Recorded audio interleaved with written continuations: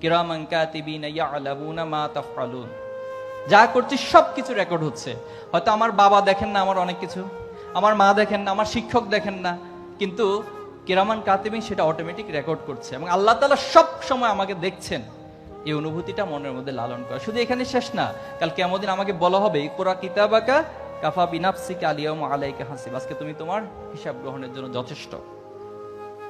এবং যখন মানুষ হিসেবে আমরা নিজেকে ডিফেন্স করার চেষ্টা করবো, আমরা বলবো যে আল্লাহ আমি তো এটা করি নাই, এটা আমার নামে ভুল লেখা হয়েছে, তখন আল্লাহ তাআলা আরেকটা আয়াত দিয়ে সেটাকে বলবেন যে আলিয়াউমা নাখতিমু আলা আফওয়াহিহিম ওয়া তুকাল্লিমুনা আইদিহিম ওয়া তাশহাদু আরজুলুহুম বিমা কানু ইয়াকসিবুন।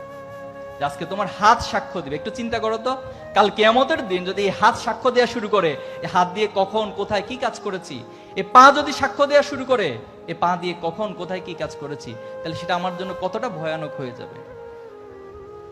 তাহলে এই অনুভূতিগুলোর মধ্য দিয়ে আমার যে চ্যালেঞ্জগুলো রয়েছে, সেই চ্যালেঞ্জ আমি মোকাবিলা করবো। আগামী দিনে এই দেশ, এই রাষ্ট্র, এই সমাজকে গঠন করার জন্য তোমরা নিজেদের সর্বোচ্চ যোগ্য দক্ষ হিসেবে গড়ে তুলবা। পারা যাবে না ইনশাল্লাহ?